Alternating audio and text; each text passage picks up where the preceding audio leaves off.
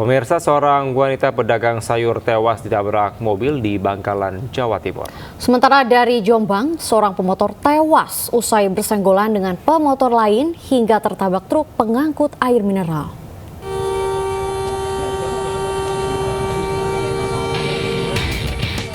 Warga Kelurahan Bancaran, Kabupaten Bangkalan, Jawa Timur dikagetkan peristiwa laka lantas di Jalan Raya Gebang. Akibat peristiwa ini, seorang wanita penjual sayur tewas di lokasi kejadian. Insiden terjadi saat mobil melaju kencang menuju arah bandara. Mobil tiba-tiba oleng ke kanan menabrak sepeda motor penjual sayur dan ikan. Korban sempat terseret sebelum tewas, sementara mobil baru terhenti setelah menabrak tembok rumah warga. Selain menewaskan satu orang, laka lantas ini juga mengakibatkan 2 penumpang mobil patah tulang. Jalan juga yang terlalu agak sempit di situ sehingga terjadi kecelakaan lalu lintas. Akibat dari kejadian tersebut, satu orang yang diduga penjual sayur meninggal dunia di TKP. Para korban kemudian dievakuasi ke RSUD Syarifah Ambawirato, Ebuh, Bangkalan. Sementara 2 kendaraan yang terlibat kecelakaan dievakuasi ke kantor polisi dalam kondisi ringsek. Dari Bangkalan, Jawa Timur, Taufik Syahrawi, iNews melaporkan. 2 orang terluka bakar akibat mobil yang sedang diperbaiki terbakar di area parkir kawasan Cakung, Jakarta Timur. Sementara dari Batang, Jawa Tengah, mobil hangus terbakar akibat korsleting listrik.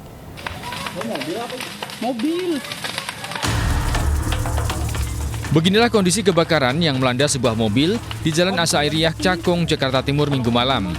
Kobaran api dengan cepat menghanguskan seluruh badan mobil yang sebelumnya sedang dalam perbaikan di area parkir umum. Api sempat merambat ke 1 unit mobil lainnya. Akibat kebakaran ini, 2 orang yang sedang memperbaiki mobil, Asroni dan Maulana, mengalami luka bakar. Petugas Sudin Damkar Jakarta Timur yang tiba di lokasi langsung berusaha memadamkan api agar tidak semakin meluas. Kebakaran diduga berasal dari korsleting listrik pada bagian mesin mobil, kemudian menyambar seluruh bodi mobil. Diperkirakan karena ada pemasangan sedang di sini memasang AC atau membetulkan AC dan terjadi penyalaan. Kebakaran akhirnya berhasil dipadamkan dengan menurunkan sedikitnya 3 unit mobil pemadam kebakaran. Dari Jakarta, Rio Manik, iNews melaporkan. Pemirsa, Armada Badan Keamanan Laut Zona Maritim Barat atau Bakamla Republik Indonesia menangkap sebuah kapal kayu yang membawa ratusan karung berisikan pasir timah senilai 13 miliar rupiah. Kapal tersebut diamankan di sekitar perairan Lingga, Kepulauan Riau saat akan menuju Pulau Mersing, Malaysia.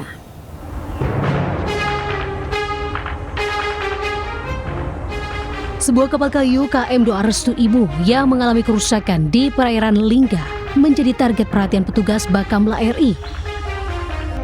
Setelah digeledah, petugas menemukan timah ilegal sebanyak 30 ton dibungkus karung yang disimpan dalam palka kapal. Menurut Kepala Zona Bakamla Barat, Laksma Bakamla Bambang Trijanto, dugaan penyelundupan semakin kuat saat nakoda kapal tak mampu memperlihatkan dokumen terkait 600 karung timah ilegal tersebut. Dari keterangan nakoda dan ABK kapal, ratusan karung timah dibawa dari Bangka dengan tujuan ke Pulau Mersing, Malaysia. Diperkirakan 30 ton timah ilegal ini bernilai hampir 1,3 miliar rupiah. Berbelit-belit sehingga ada kecurigaan. Kita bongkarlah palkanya, disitulah ditemukan berkarung-karung sekitar 600 karung pasir timah. Di situ sehingga ada dugaan melaksanakan tindakan pelanggaran hukum berupa upaya penyelundupan pasir timah. Kapal beserta krunya itu ke Batu Ampar untuk penyelidikan lebih lanjut.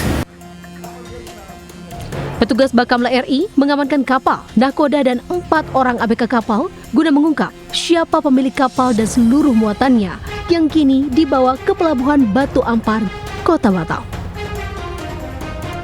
Dari Batam, Kepulauan Riau, Gusti Yenosa, iNews melaporkan. Pemirsa, Kejaksaan Agung mengalihkan status penahanan Direktur Pemberitaan JAK TV Tian Bahtiar dari tahanan rutan menjadi tahanan kota. Pengalihan penahanan atas pertimbangan kesehatan. Kepala Pusat Penerangan Hukum Kejaksaan Agung Harli Siregar menyampaikan pengalihan penahanan tersebut telah dilaksanakan sejak 24 April lalu. Sebelumnya permohonan pengalihan penahanan diajukan oleh kuasa hukum Tian Bahtiar atas dasar kondisi kesehatan kliennya yang membutuhkan perawatan khusus. Harli menambahkan pengalihan penahanan telah melalui konsultasi dengan tim dokter. Perubahan status tahanan tersebut dilakukan dengan jaminan dari istri Tian. Selama menjadi tahanan kota, Tian menggunakan alat pemantau pergerakan elektronik. Tian ditahan diduga melakukan perintangan penyidikan korupsi PT Timah dan impor gula.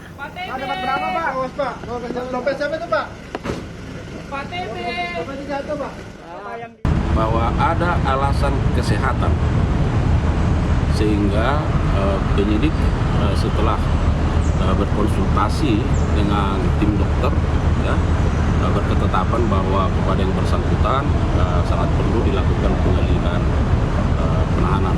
Bahwa ternyata yang bersangkutan ada riwayat sakit jantung dan sudah 8 ring dipasang ya, dan kemudian ada kolesterol dan di pernapasan. Pemirsa, mantan Kepala Balitbang Diklat Hukum dan Pengadilan Mahkamah Agung Zarof Richard bungkam pasca penetapan dirinya sebagai tersangka kasus dugaan tindak pidana pencucian uang atau TPPU. Penetapan tersebut merupakan hasil pengembangan kejagung dari kasus dugaan suap dan gratifikasi terkait vonis bebas Ronald Tanur yang lebih dulu menjadikan Zarof sebagai tersangka.